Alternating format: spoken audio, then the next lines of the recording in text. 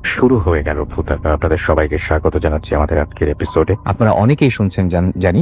আমরা সরাসরি কথা বলবো তার সাথে এবং তুলতেই পরিচিত হব তার সাথে। আপনার নামটা প্লিজ একটু সবাইকে। হ্যালো লিসনার, আমার নাম জিনাত খান। আমি সৌদি আরবিয়া জেদ্দা থেকে এসেছি আর রিসেন্টলি বাংলাদেশে ভিজিট করতে আসি, যেটা এভরি 2 ইয়ারে করি। তো সরাসরি ভিতরে হচ্ছে ঘটনায়। রাইট।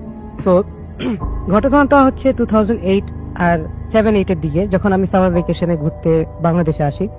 সো আমরা ঘুরতে আসলে আমার নানু বাড়ি থাকি আর কি। সো আমরা আসলাম, আর ওখানে আমার খালারাও ইন্ডিয়া থেকে আসছেন, খালুরা ওনারা 2 ফ্যামিলি আসছেন, ইন্ডিয়াতে থাকে। তো আমরা গেট টুগেদার করলাম সবাই। মানে ওনারা তো ইন্ডিয়াতেই থাকে না? হ্যাঁ, ওনারা ইন্ডিয়ার কি থাকেন আর কি। সো ওনারাও আসছেন, ওনাদের সাথে দেখা করলেন।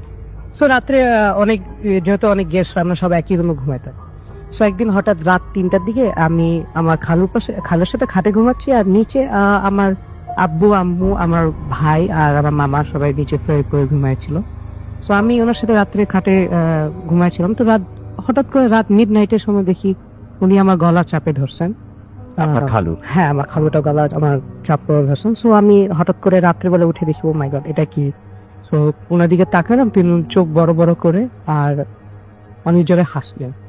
হাসার পর আর কি আমি গলা টিপার কারণে আমার ঘুমটা ভাঙে যায় আর কি। সো আমি ওটা দেখে অনেক ভয় পাই। তো দেখে আমি সরাসরি নিচে ফ্লোরে লাফ দিয়ে দিই, আর যাই আমার মামার পায়ের উপরে পড়ে আর কি। তারপর আমি সেন্সলেস থাকি 10-15 মিনিটের মতন। তারপর আমার আম্মু আসে, আমাকে উঠাইলেন। সবাই উঠাইলো, কি হলো। সো আমি এতটুকু বললাম কি আমি আম্মুর পাশে ঘুমাবো, আর আমি ডিটেলে যাইনি হয়েছে কি আর কি। তো সকালবেলা উঠলাম, তো সকালবেলা উঠে সবাই আমাকে ঠাট্টামি করতেছে আর কি, মনে করছে কি যে হতে পারে কোনো নাইট মেয়ে দেখছি, এই জন্য আর কি আমি এভাবে করছি। আমি এটা বিশ্বাস করতে লাগলাম। তো তার ঠিক 1 সপ্তাহ পর আমার খালুর ফ্লাইট থাকে, উনি কলকাতায় থাকেন আর কি। 1 সপ্তাহ পর কলকাতার ফ্লাইট থাকে আমার বাসা। সো খালা থাকে 1 সপ্তাহ উনি নানানের সাথে টাইম স্পেন্ড করার জন্য। তো আমি আর কি খেলতেছিলাম আর কি, ওনার ফ্লাইট উনি যেদিন গেছেন ওই দিন দুপুরবেলা আমি খেলতেছি। তো আমাকে খালা ডাকে বললো, জুনায়েদ এদিকে আসো। আমি গেলাম, যাওয়ার পর আমাকে বললেন কি, তুমি যে জিনিসটা দেখছো জুনায়েদ রাত্রেবেলা, ওটা কিন্তু সত্য। হাই প্রিয় লিসেনার, কেমন আছেন? আশা করি ভালো আছেন। আজকের যে এপিসোডটি সেটি খুব ইন্টারেস্টিং, বিকজ বাছাইকৃত ঘটনাগুলো আমি এখানে শেয়ার করেছি। সবচেয়ে ভয়ানক ঘটনাগুলো হচ্ছে এগুলো, যেন আপনাদের শুনতে ভালো লাগে। তো আমরা বেশি কথা বলবো না, সেটা হচ্ছে আপনি চ্যানেলটি সাবস্ক্রাইব করে আপনার মতামত জানিয়ে দিতে কিন্তু ভুলবেন না, আর মাস্ট একটা লাইক করে দিবেন। তো চলুন আমরা মূল ঘটনায় ফিরে যাই। ধন্যবাদ। আমি বললাম কি, আমি তো কিছু বুঝতেছি না, তুমি ছোট ছিলাম, এত বুঝতাম না। তো আমি বললাম, আপনি আপনার কথাটা বুঝিনি আর কি সঠিকভাবে। তো খালা বললেন কি, তোমার বাসা যারা বড়রা আছে ওদেরকে ডাকো। তো আমি আমার আম্মু আমার নানা নানি সবাই ডাকলাম আর কি। তো ওনারা আসলেন, আসার পর ওনাদেরকে বললেন কি, জুনিয়র যেটা রাত্রে শেষ করছিল ওটা কিন্তু অনেক সত্য। আচ্ছা। তারপর তো ব্যাপারটা আর কি আমরা বুঝলাম। তো উনি কাহিনীটা বললো, এটা হচ্ছে কলকাতায় কাহিনী যেটা হয়েছে আর কি, সেটাই মূল ঘটনা আর কি, যেখান থেকে স্টার্ট হয় আর কি। সো খালো একদিন মিষ্টির দোকানে যায় আর কি। এটা ইন্ডিয়া খুব ফেমাস মিষ্টির দোকান। প্রত্যেকটা ব্রাঞ্চ এদের প্রত্যেকটা সিটিতে, দিল্লি বলে চেইন শপ আর কি। খুব ভালো একটা চেইন শপ, ওদের অনেক ফ্র্যাঞ্চাইজ আছে ওয়ার্ল্ড ওয়াইড। সো ওখানে গেলেন, তো যাওয়ার পর বসলেন, 2টা চেয়ার থাকে। আপনারা সবাই জানেন সাধারণত কি যে মিষ্টির দোকানে জিনের অনেক বড় একটা ইম্প্যাক্ট থাকে আর কি, যেটা সাধারণত বলে। আমরা কিন্তু বুঝতেছি এর আগে এরকম ধরনের কথাটা বলেছি, পুরান ঢাকা বা বিভিন্ন জায়গায় এরকম আছে। আর সবচেয়ে অবাক ব্যাপার যেটা রাত্রে ভাই, যে মিষ্টির দোকানটা রাত যদি সারাদিনে কোনো সেল না করতো, রাত 3টা পর্যন্ত খোলা থাকতো আর কি। কে আসতো মিষ্টির দোকানে, কে টাকা রেখে যাইতো, কে মিষ্টি নিয়ে যেত, মিষ্টি শেষ হয়ে যাচ্ছে, দেখতেছে চোখের সামনে। দারোয়ানরা দেখতো, বাট ওখানকার ওনারা কিছু করে না, যেহেতু বিজনেস ওরা একটু অ্যাভয়েড করতো আর কি। তো এরকম অনেক মিষ্টির দোকান রিলেটেড অনেক আছে আর কি। তারপর আর কি আমার খালু, তো ওখানে 2টা চেয়ার থাকতো। আমি অনেক সময় নোটিস করবো, চেয়ারটা ছিল বাথরুমের পাশে, স্টাফ বাথরুমদের যারা। আমি আবারও বলছি, বাথরুমের পাশে কিন্তু চেয়ারটা ছিল, এটা কিন্তু এটা একটা অবাক ব্যাপার। তো খালু কি হইলো জানি না, উনি ওই চেয়ারে গিয়ে বসলেন আর কি ওই দিন। তো বসার পর 10-15 মিনিট বসলেন। তো হঠাৎ করে 2-3টা স্টাফ মেম্বার আসে, উঠাইলো ওনাকে। ওরা এখানে উঠেন, এখানে খুব খারাপ জায়গা, এখানে বসা নিষেধ লোকাল মানুষদের। তো উনি বলেন, লোকাল মানুষদের চেয়ার এখানে রাখছেন কিসের জন্য? কিছু বলে না ওরা, বলে আপনি বাসায় যান। বাসায় আসার পর যেটা পজিশনটা হয় আর কি, বাসায় যাওয়ার পর খুব অবাক ব্যাপার রাসেল ভাই, অনেক জ্বর হওয়ার পর রুম বন্ধ করে রাখতেন, আলো কোনো ধরনের আলো নিজের গায়ে সূর্যে লাগাতেন না, আর খালি বাথরুম যেতেন, আসতেন বাথরুম যেতে, আর 2-3 কিলো ভাত বলতেন পাকানোর জন্য, আর উনি 2-3 কিলো ভাত একা খাই নিতেন। তো ব্যাপারটা দেখে 2-3 দিন দেখছে 2-3 কিলো চালের ভাত খাওয়া কিন্তু অনেক কঠিন অনেক ব্যাপার। কঠিন। তো এটা 1 কিলো খেলে একটা কথা, সেটাই 2-3 কিলো ইটস নট নর্মাল। 10 জনের খাবার আমি খাচ্ছি। হ্যাঁ, এটা খুবই একটা উইয়ার্ড ব্যাপার। সো বেসিক্যালি ওনার আম্মা দেখে বলে ও জ্বরের ব্যাপারে তো এত খাওয়া তো মানে আমি বুঝতেছি না, এটা তো এত এরকম হওয়ার কথা না। তো প্রত্যেকদিন আর ওনার একটা চিন্তা ছিল রাসেল ভাই, প্রত্যেকদিন রাত্রে উঠে কাঁদতেন, আচ্ছা কিছু কিছু রাতে কাঁদতেন, কিছু কিছু রাতে হাসতেন, এন্ড অল দ্যাট, এরকম একটা সিমটমস দেখা পড়তো। খালি রুম অন্ধকার করে থাকতো, সিকলি বিয়েছিলেন। তো এই আর কি রাসেল ভাই। তারপর একদিন রাত্রে তো থার্ড নাইট যেটা হয়, প্রফেশন থার্ড নাইট যেটা হয়, বাট খালু ঘুমায় আই থিঙ্ক খালার পাশে। তো খালু রাত্রে 3টা-4টা দিয়ে উঠে এক ধরনের উইয়ার্ড কান্না করছেন, একা একা একা একা শুয়ে শুয়ে কান্না করছেন, আর হাত দিয়ে কিছু সরাচ্ছেন, অ্যাজ ইফ কোনো বিড়ালের আওয়াজ করছেন, অ্যাজ ইফ কোনো বুকের উপর কোনো বিড়াল করছে। তো এরকম করতেছে। তো খালা উঠলেন, উঠে বললেন কি কি ব্যাপার, তুমি মনে হয় রাত্রে খারাপ স্বপ্ন টপ্ন দেখো প্রত্যেকদিন রাত্রে, তুমি এক কাজ করো, আল্লাহ করো। আচ্ছা নামাজি মানুষ। নামাজি মানুষ, দুজনই নামাজি মানুষ আছে ভাই। তো উনি বললেন আল্লাহ করো, আল্লাহকে মনে করো, ইনশাআল্লাহ তোমার ইয়াটা দূর হয়ে যাবে। তিনি উঠে বসে গেলেন, বসে ওনার দিকে তাকে অনেক হাসলেন। হাসার পরে বলতেছেন কি ব্যাপার হাসতেন, मैं मुस्लिम थोड़ी ना हूँ, মানে এটা মানে হচ্ছে আমি কি মুসলিম নাকি, আচ্ছা আচ্ছা আচ্ছা আপনার চাচার মুখ দিয়েই বলছেন এই কথা। আর মানুষ নামাজি মানুষ যদি হ্যাঁ যদি এরকম কথা বলে নামাজি মানুষ, জানেন তো ব্যাপারটা বিয়ে। এটাই আচ্ছা, আমার খালা উইয়ার্ড মানে এই জিনিসটা দিয়ে খুব উইয়ার্ড ফিল করলেন। সরাসরি গিয়ে লাইট জ্বালেন ভয়ের চোটে, লাইট জ্বালানোর পর খালা বসে আছে। তো যখন হিপনোটিজমে হয়, যেমন মানুষের একটা ধ্যান থাকে, যেমন একটু ভাঙে গেলে একটা কোনো কিছু থেকে বেরিয়ে আসার পরে অন্যরকম হয়ে যায়। হ্যাঁ হ্যাঁ হ্যাঁ, তুমি নর্মাল হয়ে গেলে হঠাৎ বলে কি ব্যাপার তুমি লাইট জ্বালালে, লাইট বন্ধ করো, আমি ঘুমাবো, কালকে আমার অফিস আছে। আচ্ছা তো খালা বললেন না, তোমার তো আমি মাত্র তোমাকে কি জিজ্ঞালাম, আল্লাহরে জিকির করতে বললাম, আল্লাহ সূরা পড়তে বললাম, তুমি তো পড়লা না, তুমি বলতেছো আমি মুসলিম নাকি। খালু বলে এটা কি বলো আপনি কত, খালু বলে ঘুম, আমার কালকে অফিস। তো খালা বলে তুমি তো 3 দিন ধরে অফিস যাচ্ছ, আজকে কত তারিখ, বলে আজকে 29 তারিখ। কিন্তু বলে না আজকে 26 তারিখ, আজকে তো আমার অফিস যাওয়ার কথা। তুমি 3 দিন ধরে অফিস যাওনি, আর তোমার জ্বর অনেক এইতে। তো খালু বুঝে গেলেন কি ওই মিষ্টির দোকানের কিছু। তো খালু বুঝলেন ঠিক আছে তুমি এক কাজ করো, লাইটটা বন্ধ করো।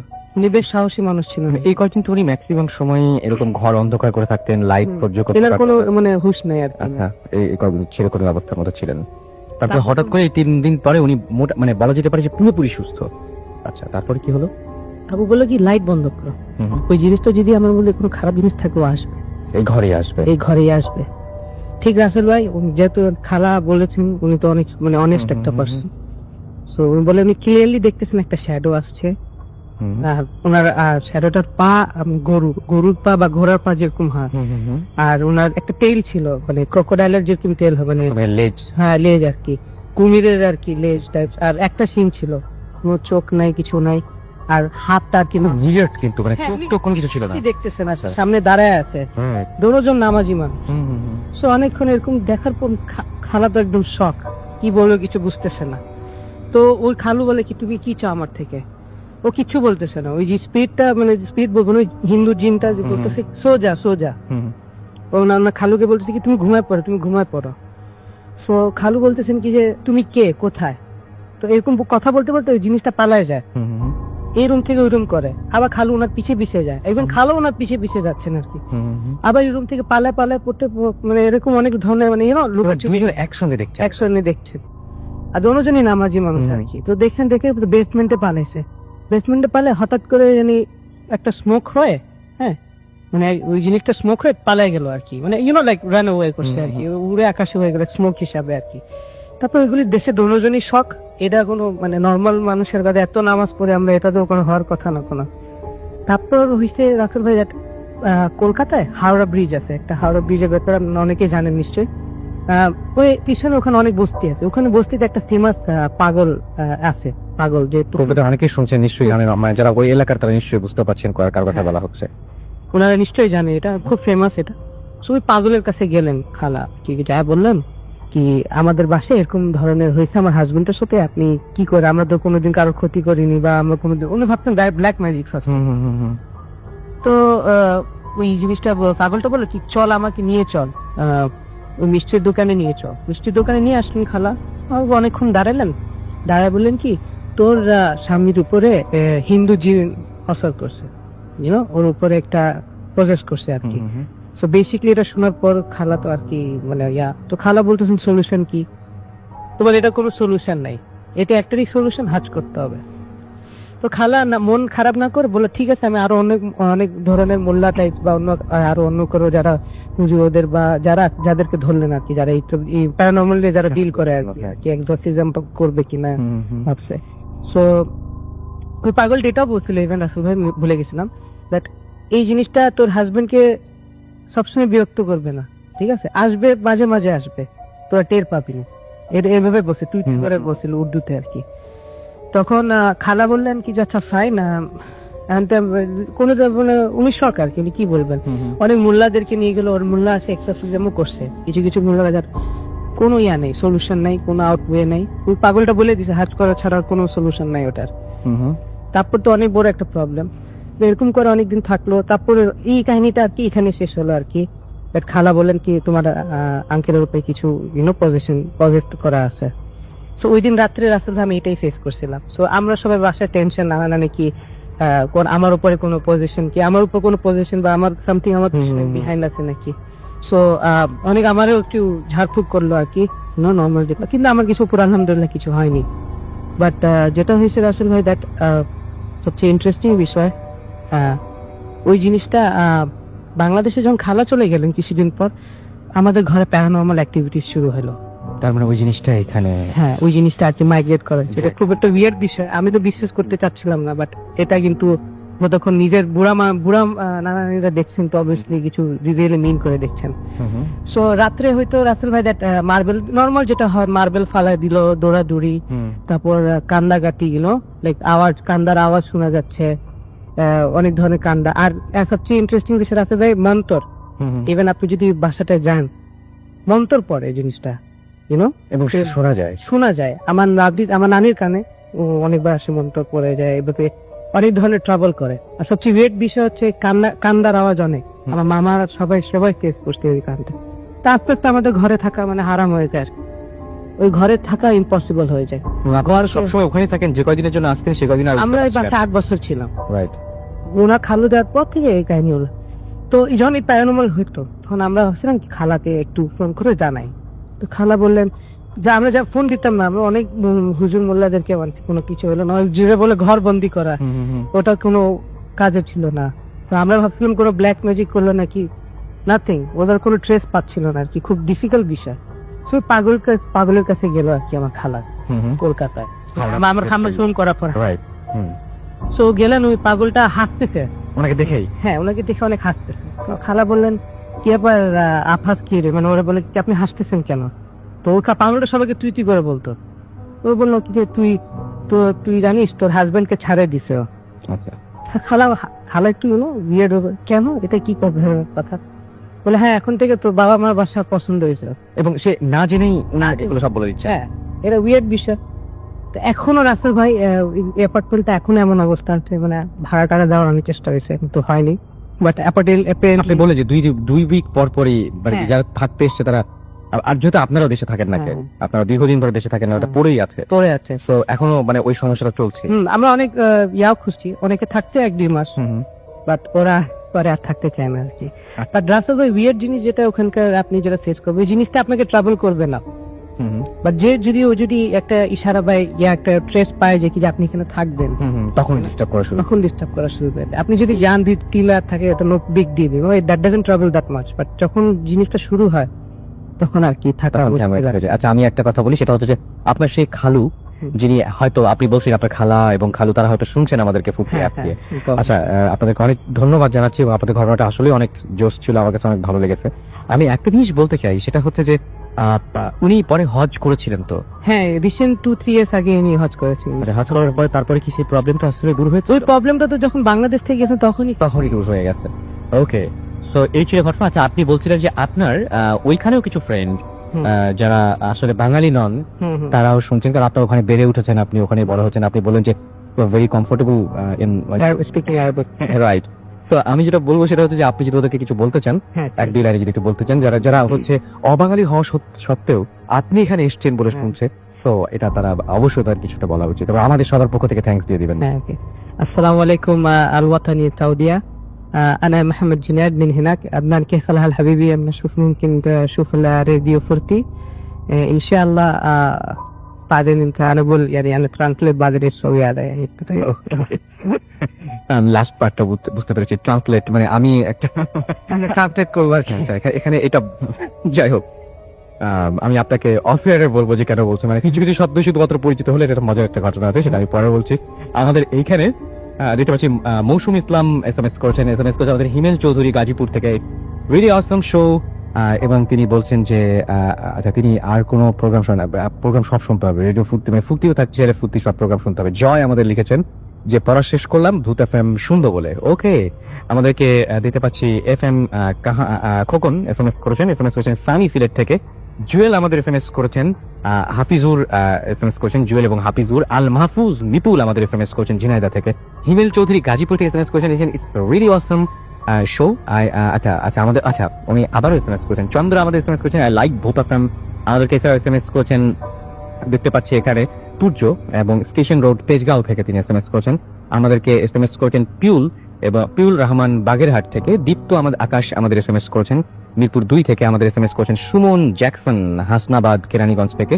আমাদেরকে এছাড়াও আরো অনেকে এসএমএস করছেন। আপনি যদি এসএমএস করতে চান, মোবাইলের মেসেজ অপশনে গিয়ে টাইপ করুন ফুর্তি FOORTL ফুর্তি, স্পেস দিয়ে লিখুন আপনার নাম, স্পেস দিয়ে আপনার মেসেজ পাঠিয়ে দেন 980 নাম্বারে। এবং আমি দেখতে পাচ্ছি যে ফেসবুকেও কিন্তু আজকে আমি অনেকেই দেখতে পাচ্ছি লিখছেন, এবং গতদিনের ক্ষেত্রে আজকে অনেকেই অনেক ভালো রেসপন্স করছেন। এবং তো আরেকটা জিনিস আমি বলছি, হ্যাঁ, মানে কেন না আমরা বাসাটা ভিজিট করতে পারি? আচ্ছা, আমরা চেষ্টা করবো, সেটা অবশ্যই আমরা চেষ্টা করবো যে সেই বাসাটা যদি ভিজিট করা যায়, এবং খুবই ভালো হয়। এখনো তো খালি আছে তাই না বাসাটা? হ্যাঁ, এখনো খালি আছে তাই না? আচ্ছা, একজন আছেন। তো যাই হোক, আমরা চেষ্টা করবো, দেখা যাক কি হয়।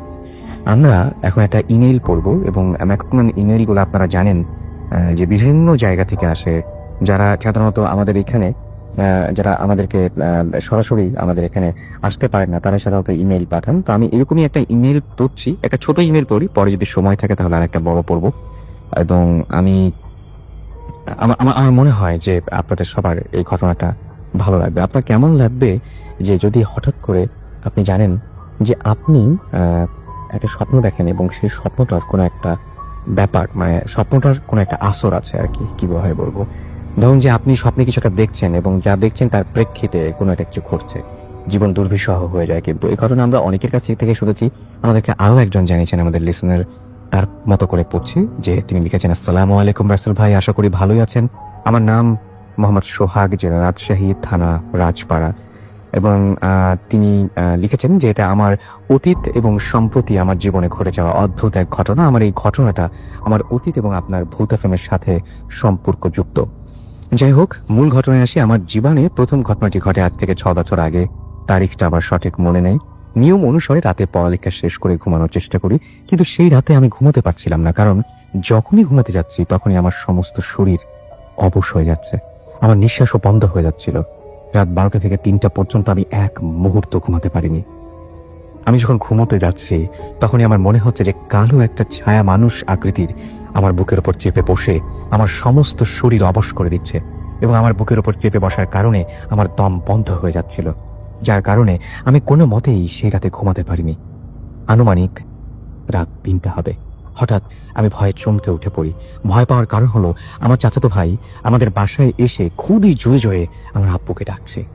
সর্বপ্রথম আমি তাকে জিজ্ঞেস করি কি হয়েছে।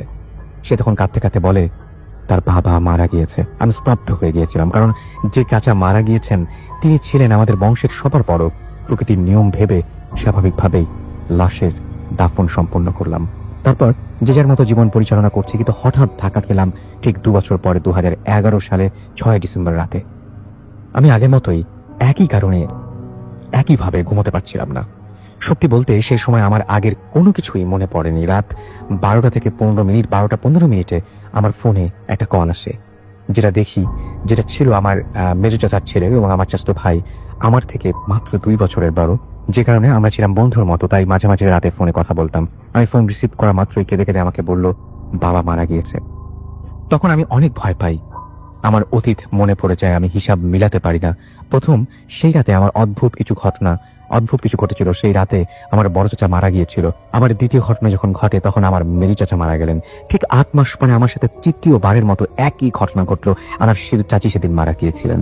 আমি আজও পর্যন্ত এর ব্যাখ্যা খুঁজে পাইনি কি কারণে ওনারা মারা যাওয়ার আগে আমার সাথে এমনটা হয়। সম্প্রতি কাজের জন্য আমাকে গাজীপুর থাকতে হয়। আগে বলে রাখা ভালো যে আমি ফুড এফএমের বড় মাপের একজন শ্রোতা ভক্ত, এবং বড় কোনো সমস্যা না থাকলে আমি ফুড এফএমের একটি পর্ব মিস করি না। কিন্তু এখন আমার সাথে যা ঘটছে বা যা হলো তা আমি ফুড এফএম শুনি, ঠিক তখন আমার অতীতের মতোই সমস্ত শরীর অবশ হয়ে যায়, আমার নিঃশ্বাস বন্ধ হয়ে যায়, অনেক কষ্ট করে নিজেকে নিয়ন্ত্রণ করি। কিন্তু এখন আর আমার আপন কেউ মারা যায় না। তার আমার প্রশ্ন, কেনই বা এমনটা হবে? এবং এই ঘটনাটি তিনি লিখেছেন এবং সবার সুস্থতা কামনা করে তিনি শেষ করেছেন, এবং তিনি আসলে এর কোনো ব্যাখ্যা পাননি। অনেকে আছে এরকম যে অনেকে সেন্স করতে পারে অনেক কিছু। তো আমি বলছিলাম স্বপ্নের কথা, স্বপ্ন তো এরকম হয়, বাট স্বপ্নের ঘটনা আমরা শুনিয়েছি, কিন্তু একদম সরাসরি আপনি কোনো কিছু ফিল করতে পারছেন এবং ঠিক তাৎক্ষণিকভাবে, মানে আমার কয়েকদিন ধরে খারাপ লাগছে, কি যেন একটা ঘটবে, ঘটে গেল, সেটা বড় ব্যাপার না। কিন্তু আমার যেই মুহূর্তে মনে হলো যে খারাপ কিছু একটা ঘটতে পারে, তার কিছুক্ষণ পরে আপনি যদি তার রেজাল্ট পান, তাহলে জীবনটা কিন্তু দুর্বিষহ হয়ে যাবে এবং আপনার প্রথমে যে কথাটা মনে হবে যে এত থাকতে আমার কাছে কেন, রাইট? তো এই ঘটনাটা আমি বুঝতেই পারছি যে উনি অনেক সোহাগ অনেক খারাপ একটা সময়ের মধ্যে আছেন, এবং আশা করছি আপনিও মানে সেই সময় মানে সেই সংকট কাটিয়ে উঠেছেন। বলছেন যে এখন আপনার আপন কেউ মারা যায় না, কিন্তু যে ফিলিংটা, এটা যে কত দুর্বিষহ হতে পারে সেটা বুঝতেই পারছি। যাই হোক, আমরা চলে যাব আমাদের পরবর্তী কাছে। আপনার নামটা একটু প্লিজ বলবেন। হ্যালো লিসনার্স, আমি সাব্বির হোসেন ফ্রম মগবাজার। আপনার ঘটনাটা শুনি আমরা।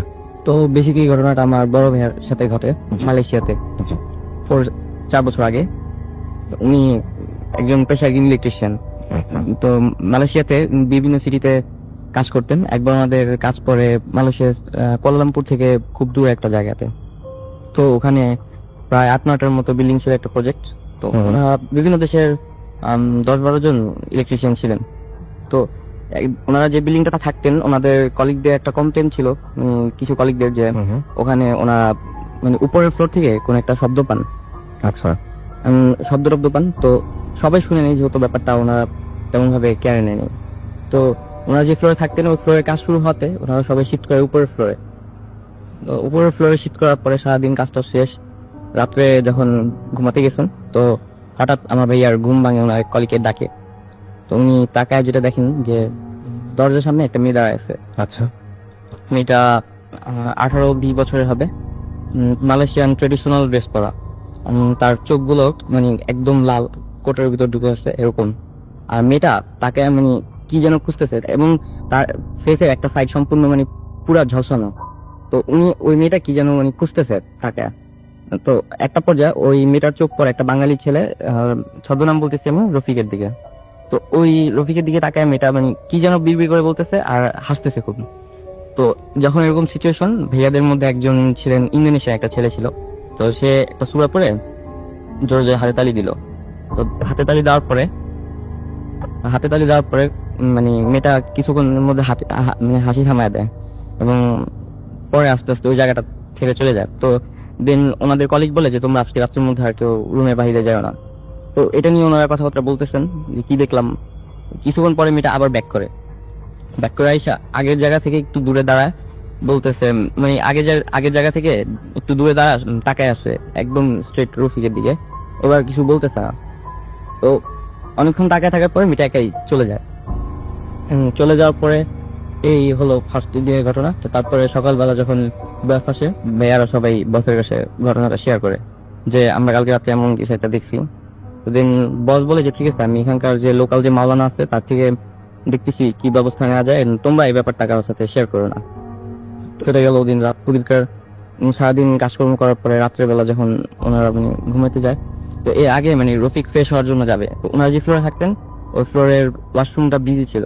তো এই জন্য রফিক মানে উপরের ফ্লোরের ওয়াশরুমটা ইউজ করতে চায়। তো দেন ভাইয়ারা বলে যে না, যাওয়ার প্রয়োজন নেই, কারণ এমনি কালকে একটা ঘটনা ঘটছে। তারপর রফিক বলে যে না, আমি গ্রামের ছেলে, প্রবলেম হবে না, সমস্যা নেই যাই। তো যাওয়ার পরে প্রায় 1 ঘন্টার মতো হয়ে গেছে, ওর কোনো খবর নাই।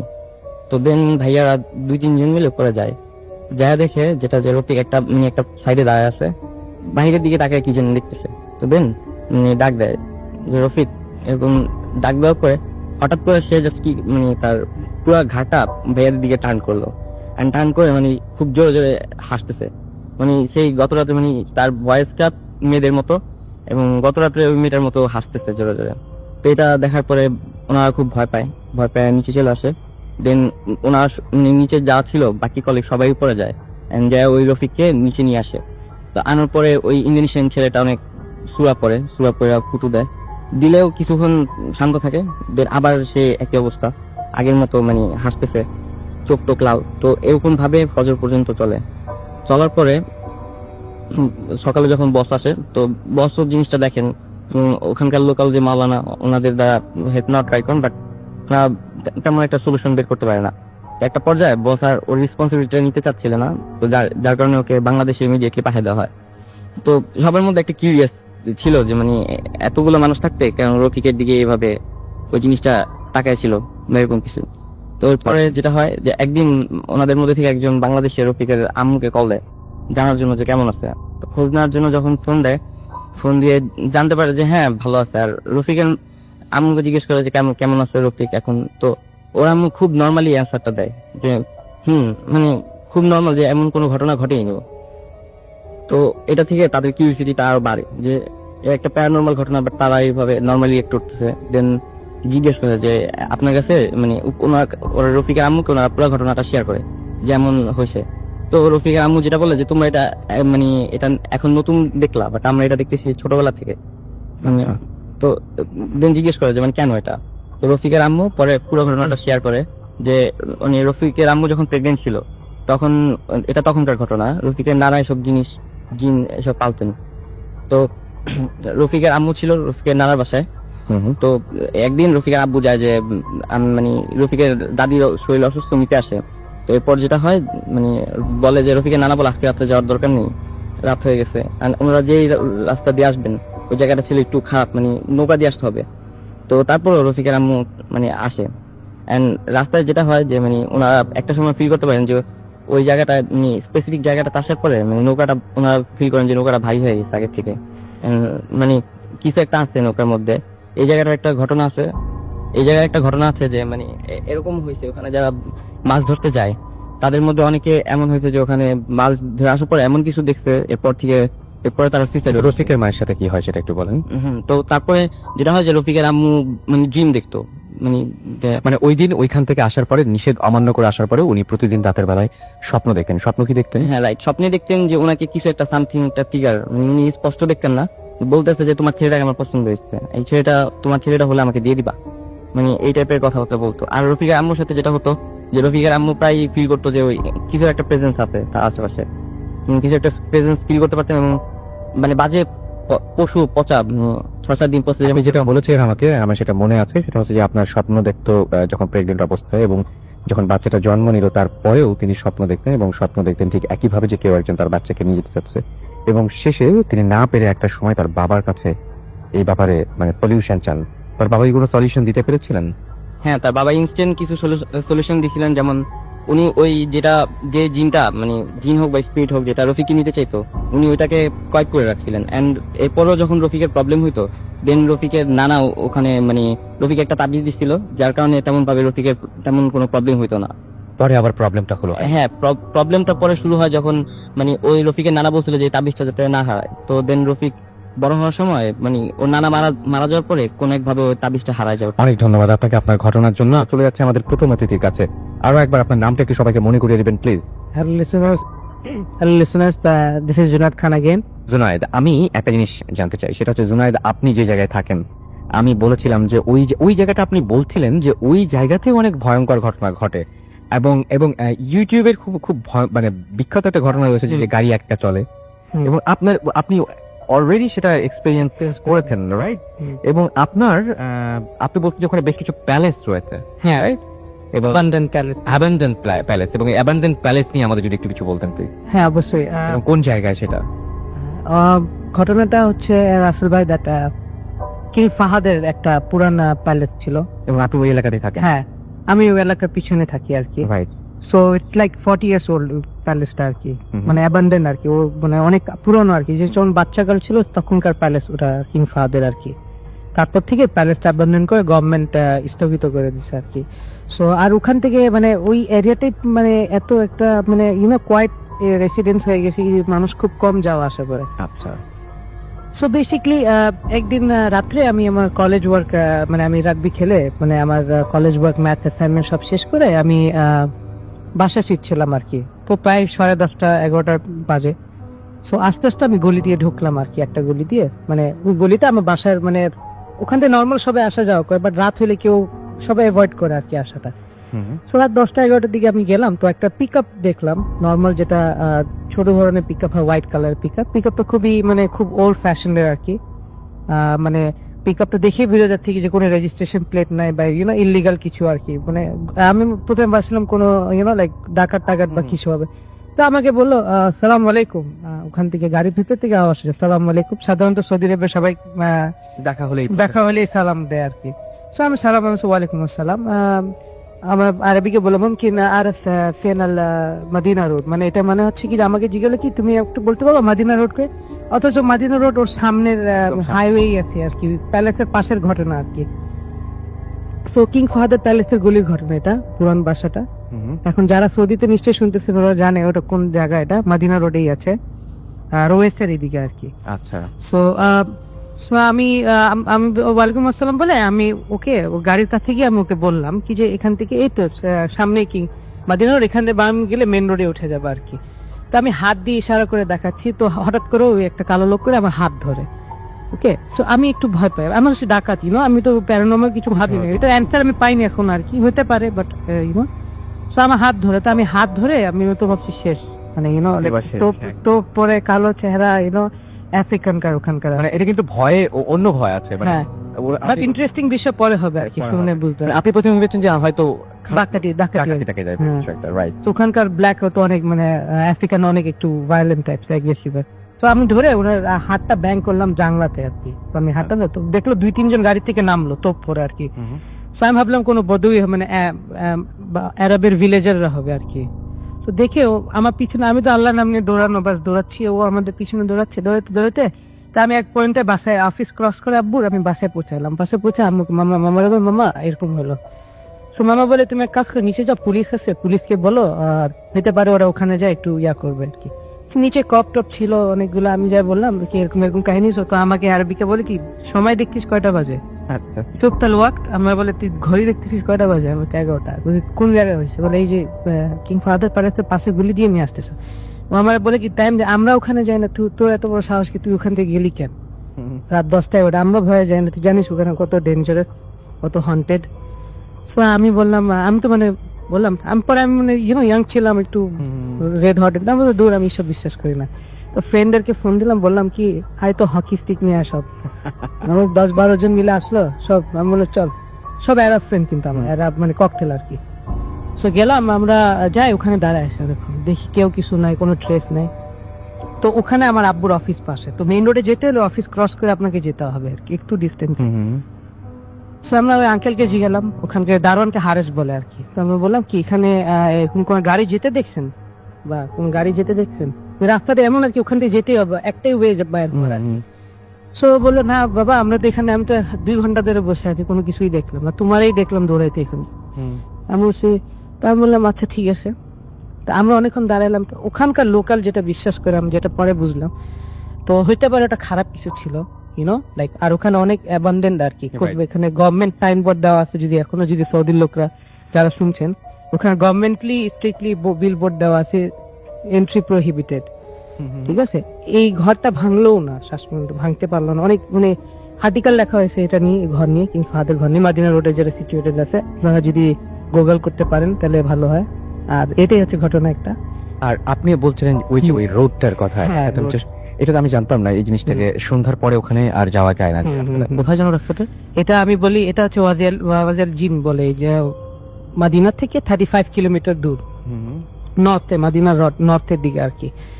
তো ওখানে হয় কি গাড়ি ছাড়ে দিলে অটোমেটিক চলা শুরু হয়ে যায়। হ্যাঁ, এটা এটা এটা সবাই জানে এবং আরেকজন এসেছিলেন, তিনি এই ঘটনা বলেছিলেন। আপনার সাথে কি হয়েছে? হ্যাঁ, ইউটিউবে আপনারা দেখতে পারবেন অনেকগুলো ভিডিও। বাট আমি তো বিশ্বাস করতাম, আমি ভাবতাম কি আওয়াজের ইকোর জন্য, অনেক বড় বড় পাহাড় তো মরুভূমি একটা, আমি ভাবতাম আওয়াজের জন্য বা কোনো একটা ফ্রিকশনাল ফোর্সের জন্য আর কি এই জিনিসটা আমাকে tune করে। আর ফ্রেন্ডে বললাম কি একটা কাজ কর, আমরা যাই, আমাদের একটা গাড়ি ছিল, ছোট গাড়ি, তো এটা করলার মতন আর কি। আমরা তুই একটা কাজ করতি, আদনান ফ্রেন্ডটা যেটা ছিল, তো আমি বললাম কি তুই একটা কাজ কর, হ্যান্ড ব্রেক তুলে রাখ। গাড়ি যদি চলে হ্যান্ড ব্রেক ছাড়াও হতে পারে, ইউটিউবে যা হ্যান্ড ব্রেক তুলে, আমি হ্যান্ড ব্রেক তুলে থাক। আর আপনারা জানেন হ্যান্ড ব্রেক তুললে তো গাড়ি মুভ করা ইম্পসিবল, যদি মুভ করে মানে ইট উইল রোটেট। হ্যাঁ, সেটাই আমি তখন বারবার করে জিজ্ঞেস করছি এরকম হচ্ছে কি, মানে তো আমরা ছাড়ে দিলাম গাড়িটা আর কি, দেখি কি হয়। ও মা, লাইক আফটার 2 মিনিটস দেখি কি ডিজে চলা শুরু হয়েছে দিনের বেলা, রাসেল ভাই। হ্যাঁ, ব্যাপারটা খুবই মানে উইয়ার্ড একটা মানে। তো আমরা ছাড়ে দিলাম, হ্যান্ড ব্রেক তোলা, রাসেল ভাই গাড়িটা নিজে চলতেছে, মানে একটা পাহাড়ের 1-2 কিলোমিটার চলছে। আমি জায়গাটা দেখেছি ইউটিউবে। হ্যাঁ, 60 to 80 কিলোমিটার পার আওয়ার স্পিডে ছিল। তারপর লাস্টের দিকে যায় যখন পাহাড়টা মানে পাহাড়ের কাছাকাছি চলে যাবে, ওটা আবার ইউটার্ন মারে, এবং স্টিয়ারিং ঘুরছে না, হ্যান্ড ব্রেক দেওয়া, স্টিয়ারিং ঘুরছে না, এন্ড এক্সিলারেটর কোনো কেউ চাপ দিলে তো একটা প্রেসার দেবে। হ্যাঁ ঠিক আছে, কেউ আছে জিন চাপ দিতেছে, দেখতে দেখি যে হ্যাঁ চাপ দিতেছে, এরকম কিছু না, কোনো অ্যাপিয়ারেন্সে গাড়িতে বসে আছে, নিজে স্টিয়ারিং ঘুরতেছে, গাড়িটা নিজে ঘুরতেছে, টায়ার ঠিকই ঘুরতেছে, স্টিয়ারিং ঘুরতেছে না। ব্যাপারটা খুবই মানে, আমি বললাম ভাই জলদি চল এখান থেকে, আর এখন বেশিক্ষণ থাকা। আমি আমার কাছে হঠাৎ করে বলছে গাড়িটা কিছু মানে এরকম তো যাই না, একেবারে কিছুটা কি সুন্দর ছিল, মানে নরমাল। সেটাই বলছি, মানে আপনি রাস্তাতে যে আবার যাচ্ছেন, রাস্তায় চললে যে বোঝা যায় যে হ্যাঁ রাস্তায় চলছে, গাড়ি গড়াচ্ছে, সেটা বুঝতে পারছেন না। 80 কিলোমিটার পার আওয়ার, সেটাই না বুঝার কি। সেটাই তো আমরা বললাম কি যে ভাই জলদি চল, আমি ও ব্রেক টেক দিয়ে হ্যান্ড ব্রেক নামায়, তখন ও এক্সিলারেটর তখন ডিস্টার্ব করে না আপনাকে, ওখানে নিজের ইয়াটা দেখায় আর কি, প্রেসেন্ট, হ্যাঁ, যার জন্য মিটার চলছে। আর সবচেয়ে বিষয় রাসেল ওখানকার যে কোনো হন্টেড প্লেস থাকলে গভর্নমেন্ট প্রহিবিট করে দেয়, ইভেন ওখানকার বোর্ডও দেওয়া আছে, মানে স্বীকৃত না হলে তো মানে একটা ট্যুরিজম বলতে গেলে ওখানে বোর্ড দেওয়া আছে। ওখানকার লোকাল যারা পাবলিক আছে সবাই জানে এখানে কি হয় না হয়। অনেকে যারা সায়েন্স ফিলোসফিক্যাল তারা বলে fictional force and that, but আমি যেহেতু এক্সপিরিয়েন্স করছি, আমি আমার এক্সপিরিয়েন্সটা বলতেছি। ওখানে গভর্নমেন্ট প্রহিবিট করে দিছে, after sunset you not suppose to stay there, সানসেটের ওখানে থাকা যাবে না আর কি। তো মানে সানসেট হইলে আপনাকে ওই জায়গা থাকতে হবে, ইউনো। আর সানসেটের হওয়ার আগে ইভেন লোকাল পুলিশ ওখানে যায় না, বাট সানসেটের আগে 35 কিলোমিটার দূর তো জায়গাতে, তো 20 কিলোমিটার আগে বা 10 কিলোমিটার আগে সৌদি পুলিশ চেকপোস্ট বসায় দেয়, যাতে ওই জায়গা কেউ না যায় রাতে ফাজদামি করে আর কি। অনেকে হয় না একটু ফাজদামি করতে গেলেও দেখলে গভর্নমেন্টই ওই জিনিসটা প্রোটেক্ট করছে আর কি, মানে ওখানকার হেরিটেজ। আচ্ছা, কেউ কি এরকম বলেছে যে আসলে মানে যারা বিশ্বাস করেন, জিনে বিশ্বাস করেন বা যারা বিশ্বাস করে, তাদের মধ্যে সবার ধারণা কি আসলে জিনিসটা কেন হয়? কেউ কি বের করতে চাইছে নাকি এটা একদম অমীমাংসিত? অনেকে মানে এটা হচ্ছে কি, এটা অনেক বছর ধরে মাদিরা জানে, কত রাসূলুল্লাহ সাল্লাল্লাহু আলাইহি ওয়াসাল্লামের যুগ থেকে আর কি, ওই জায়গাটা আর কি অনেক পুরানো ট্রাইব আর কি। অনেকে বলে ওটা এক ধরনের বাজার ওদের, ইউনো। অনেকে ওখানকার লোকাল পাবলিক বিশ্বাস করে কি এখানে একটা বাজার হয়, সব মানে যেরকম আমাদের হয় না নর্মাল বাজার, যেখানে সব গ্যাদারিং হয় মানুষদের, ও বলে ওখানে ওদের গ্যাদারিং হয়। আচ্ছা, তো এটা মানে এটা একটা খুব একটা আজব মিস্ট্রি আর কি, বারমুডা ট্রায়াঙ্গেলের মতন একটা মিস্ট্রি। সেটাই আসলেই তাই। ওকে, আমরা আরো শুনবো ঘটনা আপনার কাছ থেকে, এবং অনেকগুলো ঘটনা এখনো বাকি রয়েছে। আমরা একটা লাদাখের একটা চমৎকার ঘটনা শুনবো। হাই প্রিয় লিসেনার, কেমন আছেন? আশা করি ভালো আছেন। আজকের যে এপিসোডটি সেটি খুব ইন্টারেস্টিং, বিকজ বাছাইকৃত ঘটনাগুলো আমি এখানে শেয়ার করেছি। সবচেয়ে ভয়ানক ঘটনাগুলো হচ্ছে এগুলো, যেন আপনাদের শুনতে ভালো লাগে। তো আমরা বেশি কথা বলবো না, সেটা হচ্ছে আপনি চ্যানেলটি সাবস্ক্রাইব করে আপনার মতামত জানিয়ে দিতে কিন্তু ভুলবেন না, আর মাস্ট একটি লাইক করে দিবেন। তো চলুন আমরা মূল ঘটনায় ফিরে যাই। ধন্যবাদ। যাই হোক, আমরা চলে যাব আমাদের পরবর্তী অতিথির কাছে। নতুন আরেকজন অতিথি আমাদের সঙ্গে এই মুহূর্তে আছেন, আমরা তার কাছে কিছু ঘটনা শুনবো। আপনার নামটা একটু প্লিজ বলবেন, তারপর আপনার ঘটনায় যাবো আমরা। লিসনার্স, আমি রুবেল বলছি ফ্রম জগন্নাথ ইউনিভার্সিটি। ওকে, আমরা চলে যাই ঘটনায়। আচ্ছা ঠিক আছে রাপু ভাই, ঘটনাটা হচ্ছে 2011 সালের এপ্রিল আর মে মাসের দিকে কাহিনীটা। তখন আমার কোচিং, আমি আমার ইন্টারমিডিয়েটে পড়তাম, তখন আমার কোচিংটা ছিল রাত 8:30 পর্যন্ত। অ্যাকচুয়ালি বাসায় মানে কথা বলার মতো পসিবল ছিল না, দেখো আমি বাসায় বলছিলাম রাত 10টা পর্যন্ত কোচিং। এই জন্য আমি ওই সময়টুকু আমার পাশে, বাসাটা ছিল আমাদের শেরপুর, আমার বাসা হচ্ছে শেরপুর জেলার সদরে, এখন একটা বড় গুরুস্থানের পাশে আমাদের বাসাটা। ঠিক আছে, তো আমি ওই সময়টুকু, যে সময়টুকু আমি বাইরে থাকতাম, ওই সময়টুকু গুরুস্থানে বসে ফোনে কথা বলতাম অথবা ফ্রেন্ডের সাথে আড্ডা বা গান শুনতাম। আচ্ছা, তো ঘটনার দিনও আমি গান শুনছিলাম গুরুস্থানে বসে। দিনটা ছিল, রাতটা ছিল অনেক অন্ধকার, ঠিক আছে, রাত 9টার দিকে আসল ভাই। তো আমি বসে গান শুনছি, মানে কথা বলার জন্যই ওয়েট করছিলাম। তো এর মধ্যে হঠাৎ করে আমি অনেক বেশি অন্ধকার ছিল যে আমি ফিল করি যে আমার পিছন থেকে একদম মানে কিছু একটা আমাকে মানে আক্রমণ করেছে। আচ্ছা ঠিক আছে, তো আক্রমণ করার পর তা আমি মানে অ্যাটলিস্ট আমি ভয় পাইনি যে ভূত পেট বা অন্য কিছু। ঠিক আছে, তো আমি ওই সময় রাসুল ভাই ভয় পাইছিলাম যে হয়তো বা গুরুস্থান থেকে কোনো জীব জানোয়ার আমাকে দোষ দেয়। আমি লাফাচ্ছিলাম, ওটা ছাড়ানোর জন্য লাফাচ্ছিলাম। তো অনেকক্ষণ লাফানোর পর ওটা ছাড়ছিল না, অ্যাটলিস্ট 2 থেকে 3 মিনিট পর ওটা ছেড়ে দেয় আমাকে। ছেড়ে দেওয়ার পর আমি মানে বোকা বনে যাই আমি কেন লাফাচ্ছিলাম। আচ্ছা ঠিক আছে, দেন আমি আবার ওখানে বসে আমি আমার ফ্রেন্ড রনি ওকে ফোন করি, ফোন করে আমার হাসাহাসি করছিলাম যে নিজে মানে বোকা হয়ে গেলাম, কি হলো। তো রাসুল ভাই আমি যেহেতু আমার কোচিং থেকে পরীক্ষা দিয়ে আসছিলাম, আমার প্যান্টের পকেটে একটা স্কেল ছিল। তো স্কেল আমি বসার 2 থেকে 3 মিনিট পর স্কেলটা আমার সামনে একদম খোলা মাঠ, গুলস্থানে একদম খোলা মাঠে স্কেলটা একদম আস্তে আস্তে পড়তেছিল। আচ্ছা তো ওইটা দেখে আমি মানে চরম ভয় পাই। এমনি খুব অন্ধকার ছিল, এলাকায় ইলেকট্রিসিটিও ছিল না। তো আমি ওখান থেকে আমার একদম গায়ে লুম দাঁড়িয়ে যায়, আমি একদম দৌড়ে বাসায় চলে আসি। তো বাসায় এসে কাহিনীটা আমি কাউকে বলি না, কারণ বললে হয়তো রাত্রেবেলা মা কোচিং এর সাথে যাবে, আমাকে একা যেতে দিবে না। আর ঘটনার দিন ছিল আপনার শনিবার, ফার্স্ট শনিবার, সেকেন্ড শনিবার। আমি আমাদের বাসায় আমি ওই দিন ফ্রেন্ডের কাছ থেকে অনেক রাত করে বাসায় আসি। তো আমাদের বাসায় ডাইনিং এ আপনার বেসিন ছিল না, দেখবেন মা আমাদের মা আপনার ওই ডাইনিং এর উপর একটা মেলামাইনের বড় একটা গামলা রাখছিলেন, ওখানে আমরা হাত ধুইতাম আর কি, বা প্লেট পরিষ্কার করতাম। তো আমি বাসায় ফিরে দেখি সবার খাওয়া শেষ, আমি বাকি আছি। তো আমি এসেই দেখি গামলাটা একদম পানিতে ভরা, মানে হাত ধোয়ার কোনো ওয়ে নাই। আমি বাসায় চিল্লাইতেছিলাম যে এটা মানে পরিষ্কার করে কেন রাখে নাই। তো অনেকক্ষণ চিল্লাচিল্লি করো আমি সাইডে বসি, বসবো বসে নাই তখন আর কি, আমি বসবো জাস্ট চেয়ারটা আমি টান দিচ্ছি, আমার ডাইনিং এর সাথে আমার হাত বা আমার বডি কোনো টাচ লাগে নাই। তো এই সময় আপনার আমার গামলাটা এমন ভাবে পড়ে যায়, ঠিক আছে, আমার ডাইনিং এর সাথে কোনো রেডি না, এটা দূরে থাকা, হ্যাঁ একটু দূরে একদম ready না। আমি জাস্ট চেয়ারটা ধরছি, এই সময় আমার গামলাটা পড়ে যায় একদম ফ্লোরে, এমন ভাবে পড়ে যাতে আপনার 20 থেকে 25টা টুকরা হয়ে যায়, এটা অসম্ভব, উইয়ার্ড ব্যাপার, মানে একদম ঘোরা ঘোরা হয়ে যায়। ঠিক আছে, পানি সহ একদম। তো মা উঠে তো চিল্লাচিল্লি শুরু করতে, মাত্র আমি রাগারাগি করে এটা ফেলে দিচ্ছি। ঠিক আছে, তো এটাও তো বাট সবাই মা আমাকে বকাবকি করছে, বাট আমি তো বুঝতে পারছি যে কাহিনীটা কি। গত শনিবারের কাহিনীটা ওইরকম হলো। আর একটা জিনিস মিস করে গেছি যে গত শনিবার এই কাহিনীর পর থেকে আমি সাপ, ইঁদুর, মানে বাসায় ঘুমালে চোখ বন্ধ করলে বা চোখ খুলেও দেখতাম ওয়ালে হাঁটতেছে এরকম। তাই হ্যাঁ। মানে জাস্ট আপনি চোখের সামনে একদম দেখতে পাচ্ছেন, হ্যাঁ, চোখের সামনে। এটা কোনো কি শ্যাডোর মতো না, একদম আপনি জলজ্জান্ত, একদম ক্লিয়ার, একদম জলজ্জান্ত দেখতে একদম জলজন্ত ক্লিয়ার। Nice. আমি হঠাৎ চোখ খুলে দেখতাম যে ওয়াল দিয়ে হাঁটতেছে। আমি হঠাৎ করে ভয় পেয়ে যেতাম, বাট আবার দেখতাম না কিছুই নাই। তো ফ্রেন্ডদের সাথে হাঁটতে গেলেও মাঝে মাঝে আমি লাফাইতাম, মানে এমনি লাফ দিয়ে উঠতাম, কারণ আমার নিজে চমকায় উঠতেন আর কি। হ্যাঁ সাপ বা ইঁদুর হেঁটে আচ্ছা আচ্ছা আচ্ছা আচ্ছা। আমি ফ্রেন্ড অনেক সময় ফ্রেন্ডকে বলতাম না, কারণ এটা বললে সবাই হাসবে দিনের বেলাও। ঠিক আছে, তো গেল তখন থেকে আমি নিজে একটু সতর্ক ছিলাম, রাতের বেলা একা বের হইতাম না। তো নেক্সট স্যাটারডে, পরপর 3 স্যাটারডে, কিন্তু ঘটনাটা 3টাই আপনার স্যাটারডে। তো নেক্সট স্যাটারডে আমি ওই দিন এক সপ্তাহ তো আস্তে আস্তে ঘটনা ভুলে গেছি। ঠিক আছে, তো ভুলে যাওয়ার পর আমার এক ফ্রেন্ড ওই দিন ফোন দেয় রাত 12:30টার দিকে, তো ওর ইমার্জেন্সি ফ্লেক্সি লাগবে। ঠিক আছে, তো আমাদের বাসাটা ছিল আপনার শেরপুরের সিংপাড়া এলাকায়। তো সিংপাড়া থেকে খড়মপুর, ওখানে রাত 1টা-1:30টা পর্যন্ত ফ্লেক্সির দোকান খোলা থাকে। আচ্ছা, তো আমি যাবো কি যাবো না চিন্তা করলাম। অ্যাকচুয়ালি আমি আগে থেকে একটু রাতের বেলা বাইরে মানে থাকতে পারতাম, ভয় পেতাম না। তো আমি বের হই রাতের বেলা ফ্লেক্সি দেওয়ার জন্য। এবং ওই জায়গায় তো 1টা-1:30টা মানে অনেক রাত। হ্যাঁ হ্যাঁ মোটামুটি অনেক রাত। রাস্তায় সব দোকানপাট বন্ধ হয়ে যায়, একদম। একটা চায়ের দোকান খোলা থাকে। সেটাই।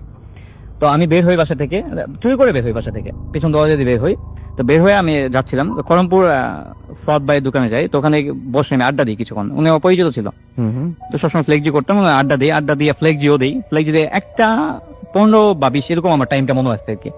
তো আমি বের হয়ে আমি করলাম 3 রাস্তা মোজা শেরপুর থেকে শুনতেছে, নিশ্চয়ই বুঝতে পারছে যে মোড় থেকে আমি বাসার দিকে যাব, আমার মোড়ে বাসার দিকে রাউন্ড করবো।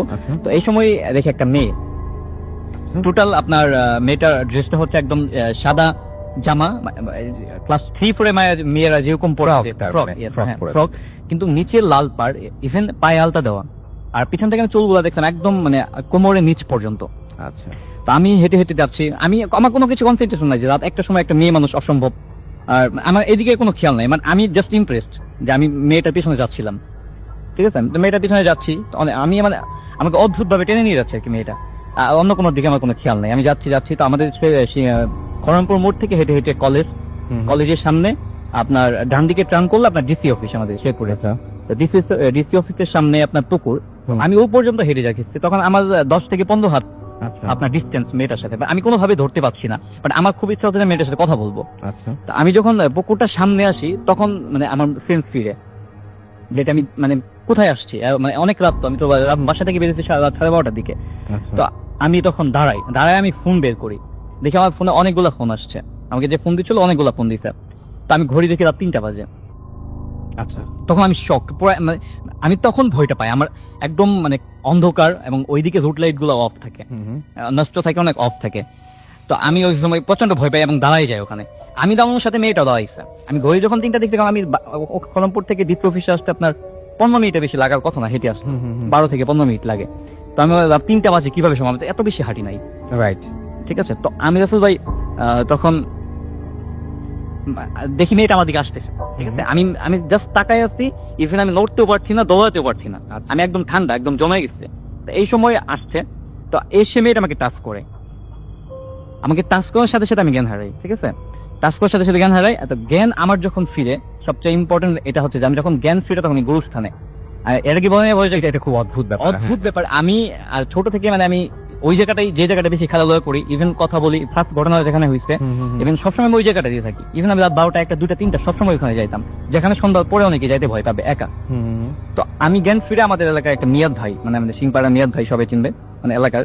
তো উনি এসে আমাকে আমার ঘুম ভাগায়, আমাকে জাগায় আর কি। তো আমি উঠি, ওঠার পর আমাকে ওদের তুই এখানে শুয়ে আসছিস কেন? আর ব্যাপারটা ওর কাছে তো ওয়ার্ড লাগে না, কারণ ও জানে যে আমি এই জায়গায় এসে ফোনে কথা বলার জন্য বা যেখানে কারণে হোক আমাকে কেউ খুঁজে না পেলে আমাকে ওখানেই পারো। রাইট। তা আমি আমি তো অবাক হয়ে যাই যে আমি এখানে কিভাবে। তখন আমার পুরো রাতের কাহিনীটা মনে পড়ছিল। ইভেন বাসায় এখন আমার ভাইয়া শুনছে, জুয়েল, ও সিলেট থাকে। ওই দিন সকালবেলা বাসায় গিয়ে আমাকে মার খাইতে হয়েছিল যে আমি রাতের বেলা বাসা থেকে চলে গেছি, আচ্ছা ঠিক আছে। ও আমাকে মারতে, তাও আমি কাহিনীটা ওকে মানে ও তখন বলা হয় নাই, পরে অবশ্যই শেয়ার করা হয়েছে। এই ছিল আমার কাহিনী আসলে। এবং আপনি গোরস্থানে, এবং আপনি তখন তো নিজে মানে যখন কেমন অনুভূতি হয় যে আপনি সকালে চোখ খুলে যখন দেখেন যে আপনি গোরস্থানে, তখন কেমন? আসলে এখন মনে পড়লে আমার আপনাকে কি বলবো, যে আমি যেখানে আপনি ইচ্ছা করে যাচ্ছেন সেটা অন্য ব্যাপার, হ্যাঁ বাট একজন মানুষ আপনাকে স্পর্শ করার সঙ্গে সঙ্গে আপনি সেন্সলেস হয়ে গেলেন। আমি তখন ছিলাম ডিসি অফিসের সামনে, শেরপুরে যারা থাকে তারা অবশ্যই চিনতে পারছে, ডিসি অফিসের সামনে। Right. সেখানে জ্ঞান হারানোর পর আমাকে কিন্তু কেউ আমাকে জ্ঞান ফিরাইতে হয় নাই, বা আমাকে কেউ বাসায় নিয়ে আসে, Right. ও না, আমি নিজেই। উনি কিন্তু অনেক মানে কি বলবো যে ডিটেল একটা ঘটনা বলেছেন, এবং সবচেয়ে বড় কথা যেটা, সেটা হচ্ছে যে উনি যেভাবে বলছেন আপনি এটা বুঝতেই পারছেন যে ঘটনা তাকে কতটা নাড়া দিয়েছিল। এবং কেমন লাগলো? আমার তো মনে হয় যে অনেক ভালো লেগেছে আপনাদের। এবং যেমনই লাগুক না কেন, আমাদের ফেসবুকে অবশ্যই জানাবেন যে এই ঘটনাটা আপনাদের কেমন লাগলো। আজকে রাতের বেলা এরকম বেশ কিছু চমক আপনাদের জন্য আছে, সুতরাং আমাদের সঙ্গে একটু থাকতে হবে আপনাদেরকে। আর সেই সাথে আরেকটা জিনিস জানিয়ে দেবো, সেটা হচ্ছে যে অবশ্যই মানে আপনি এই মুহূর্তে হয়তো বাসায় আছেন, আমি একটু আপনাকে জাস্ট ফিল করানোর জন্য বলছি যে আপনারই যদি এরকম মনে হয় যে আপনি ঘরের মধ্যে কোনো একটা কিছু দেখলেন, কোনো স্পেস বা জিম বা যাই বলুন না কেন, কিছু একটা আপনার সামনে ভেসে উঠলো, সেটা ছেলে হোক বা মেয়ে হোক বা যাই কিছু হোক না কেন, এবং সে আপনাকে স্পর্শ করা মাত্র আপনি ঘুমিয়ে গেলেন বা সেন্সলেস হয়ে গেলেন, এবং সকালবেলা উঠে যদি আপনি আবিষ্কার করেন যে আপনি আপনার এলাকার গোরস্থানে, ব্যাপারটা কেমন হবে? মানে আমার সবচেয়ে আজব লেগেছে, যার জন্য আমি এই ঘটনাটা সিলেক্ট করেছিলাম, যে একটা মানুষের সকালবেলায় মানে রাতের বেলায় যে মানুষটা সুস্থ স্বাভাবিক ছিল, সেই মানুষের সকালবেলায় চোখ খুলে একটা গোরস্থানের মধ্যে ঘুম ভেঙে উঠবে কেমন লাগে।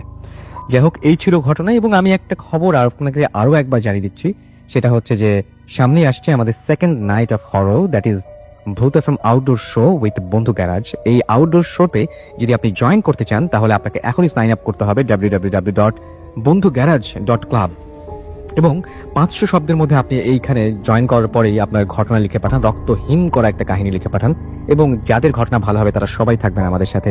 আমরা সবাই মিলে একটা হন্টেড প্লেসে যাব, এবং সেখানে গিয়ে সারা রাত লাইভ ভূত এফএম করবো। দুটি জিনিস, একটা আপনি পার্টিসিপেট করতে পারবেন, আর কাছে আপনি দেখতে পারবেন পুরো প্রোগ্রামটা কেমন ভাবে হচ্ছে। পুরো প্রোগ্রামটা মানে আমার সেট আপ থেকে শুরু করে যাবতীয় মানে একদম শেষ পর্যন্ত ব্যাক করা পর্যন্ত আপনারা সব পুরো সময় থাকতে পারবেন। সো এটা একটা অসম একটা এক্সপেরিয়েন্স। যারা লাস্ট টাইম গিয়েছিলেন তারা জানেন, তাদেরকে আপনারা যোগাযোগ করে আপনারা তাদের কাছ থেকে জেনেও নিতে পারেন। তো আমি আশা করবো যে আপনারা এই সপ্তাহের মধ্যে দ্রুত আপনাদের ঘটনাগুলো লিখে পাঠিয়ে দেবেন। গতবার আপনাদের অনেক রেসপন্স পেয়েছিলাম। আশা বলবো যে এটার মিনিংটা হচ্ছে এরকম যে এখন আপনাকে আপনার প্রথম ঘটনা যেটা একটা ভালো ঘটনা শোনাতে হবে। এটা কি সম্ভব? হ্যাঁ হ্যাঁ, আই গেস লাদাখের কাহিনীটা। লাদাখের খবর আমরা শুনি, লাদাখের কাহিনী সবাইকে বুঝিয়ে দেওয়া উচিত যে হ্যাঁ, প্রথম ঘটনার চাইতেও ভালো ঘটনা আছে। তো আমাদের সঙ্গে থাকুন। আচ্ছা, তো ইয়া, বেসিক্যালি এটা আমার ফ্রেন্ড 2011 আমাকে বলেছিল। তো এটা একটা জুনায়েদ আপনাকে লিখেছেন অনেকে, হ্যাট টপ, আর অনেকে প্রশংসা করছে এই ঘটনায়। ইট হ্যাজ টু বি মানে ভেরি গুড, বেটার আসলে। তো ইয়া, হ্যাঁ, তো বেসিক্যালি স্টোরিটা হচ্ছে ইন্ডিয়ার লাদাখ। আপনারা অনেকে চিনেন, খুব একটা ফেমাস টুরিস্ট স্পট, বাট ওখানে অনেক প্যারানর্মাল হয়। আর আমার ফ্রেন্ড যেটা বলেছেন ওনার আত্মীয়র সাথে মানে এটা ঘটনা আর কি। আর এটা নিয়ে ইন্ডিয়ান টাইমস আর ইন্ডিয়ান অনেক নিউজ পেপার মেনশন করছি না, যেটা ভুলে মেনশন করতে, বাট আর্টিকেলও লেখা হয়েছে। ইভেন একটা ফেমাস শো করা হয়েছিল, মানে প্যারানর্মাল শো, ওখানে অনেক এই জিনিসটা নিয়ে টানা হয়েছে। এটা একটা ট্রু স্টোরি আর কি। সো বেসিক্যালি এটা হচ্ছে একটা ফ্যামিলির, যেটা একটা ফ্যামিলিতে বাবা মা আর একটা মেয়ে। সো বেসিক্যালি যেটা হয়, ওরা তিনজন মিলে হানিমুনে যায়, মানে ওর আব্বু ওর আম্মু আর ওনার যে মেয়েটা থাকে, ওনারা সবাই হানিমুনে যায় কিছুদিন পর। তো সবাই যায় একসাথে। হানিমুন বলতে গেলে একটা ছোট একটা লাদাখের ট্রিপ, ঠিক আছে। সো ওরা যাওয়ার পর ওর মাকে হঠাৎ করে একটা হোটেল ছিল, হোটেলের নাম নিচ্ছি না, তো ওই হোটেলের গার্ডেনে যখন ওরা যায় তখন ও পজিশন হয়ে যায় মাটা, ঠিক আছে। পজিশন হওয়ার পর পরে যেটা জানলো অনেকে, ওখানে প্রিস্ট দেখালো। তো উনি যখন উনি বোম্বেতে যখন আসে ওনার ইয়াতে, তো বোম্বেতে আসার পর ওনাকে মানে দেখা গেলো 7টা জিন পজেস্ট করছে ওনাকে। আচ্ছা, আর অনেকে বলে 7টা স্পিরিট, যেটা ইংলিশে বলে আর কি।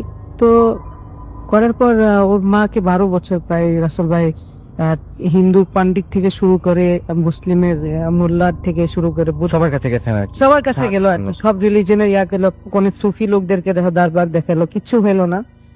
আর 12 বছর আর কি ওই জিনিসটা পজেস করে আছে, 7টা জিন আর কি। আচ্ছা, সো করার পর যখন মেয়েটা বড় হয় আস্তে আস্তে, তখন একটা মোল্লা, একটা খুবই ফেমাস মোল্লা, যেটা একটা জায়গা আছে, নাম মেনশন করবো না মোল্লাটা কোথা থেকে। সো উনি বলেছেন কি, তুমি একটা কাজ করবা, যখন তোমার মেয়ে 18 বছর, তোমার মেয়েকে মা থেকে দূর করে দিবা। অথচ ওই মাটা একটা রুমে পড়ে থাকতো, কেউ ওখানে ঢুকতো না, কোনো খাওয়া নেই, পা হাত মোড়াতো, উইয়ার্ড পজিশন নিত।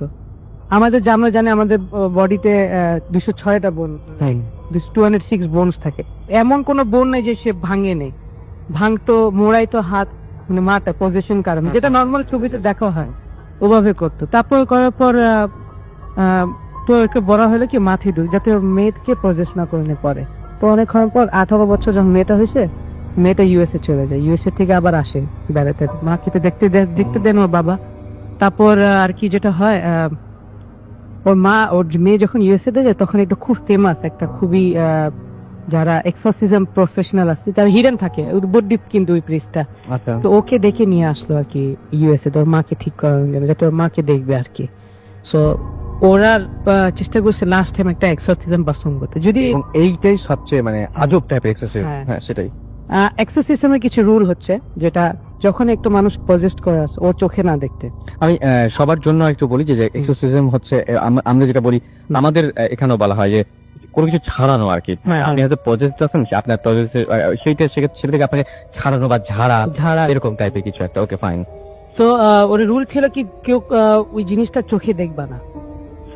তো ওটার পরের পর মানে সবাইকে বোঝানো হলো, তোমার আম্মু ভিতর থেকে আওয়াজ করবে, হ্যাঁ আমি তোমার আম্মু, আমাকে বাঁচাও, হ্যান ত্যান, বলবা না আর কি, সহজে বলবা না। সো ও করলো, first time position exorcism perform করলো, কোনো লাভ হলো না। আচ্ছা, সেকেন্ড টাইম যখন এক্সোরসিজম পারফর্ম করতে যায় বুদ্ধিস্ট প্রিস্টটা, সে খুবই একটা ফেমাস প্রিস্ট, ডক্টর কি যেন ভুলে গেছি নামটা, খেয়াল নাই আর কি। তো ওই ডক্টরটা বললো কি যে আচ্ছা আমি সেকেন্ড টাইম পারফর্ম করবো, ঠিক আছে, বিকজ এবার পসিবিলিটি লাগছে। তো সেকেন্ড টাইম যখন পারফর্ম করতে যায় এক্সোরসিজম, তখন হয় কি, ওর মেয়েটা না লাদাখের ওই জায়গাটা যেখান থেকে ওর মা প্রবেশ হয়েছিল, ওখানকার হিস্ট্রি জানতে চায়, ব্যাকগ্রাউন্ড। সো মেয়েটা যায় ব্যাকগ্রাউন্ড জানা শুরু করলো, বলো কি ছিলটা কি ওই জায়গায়, কেন এরকম হলো? কেন এরকম হলো, রিজনটা কি। সো কিছু অনেক হিস্ট্রি ঘাটার পর গুগলে সার্চ করলো, মানে অনেক রিসার্চ করছে সে ওই জায়গার ব্যাপারে, জমিন জমান যা ছিল ওখানে লাদাখে অনেক আগে হঠাৎ করে মানে যখন লাদাখ একটা স্টেট ছিল, তখন ওখানে একটা বাসা একটা বিল্ডিং নাম বাসা হওয়া হতো। তো বাসা ধসে পড়ে যায়। ওই বাসার ভিতরে 7টা জিন ছিল না মানুষ ছিল, আমি এটা সঠিক বলতে পারতেছি না, বাট 7টা একটা এন্টিটি ছিল এক ধরনের, ঠিক আছে। ওই 7 জন মিলে পজেস করছে আর কি। আচ্ছা, তাকে ধসে যাওয়ার কারণে ক্ষতিগ্রস্ত হয়েছিল? হ্যাঁ। তো মেয়েটা কি করছে, 7টা যারা মারা গেছে বা যারা জিন মারা গেছেন, তো ওদের নাম জানলো আগে। আচ্ছা, নাম জেনে 7 জনের নাম নিয়ে গেল। যেহেতু এক্সোরসিজম কাজ করতেছে না, এখন মানুষ বলে না, মানুষের পাওয়ার সবচেয়ে পাওয়ারফুল, মানুষের বুদ্ধি।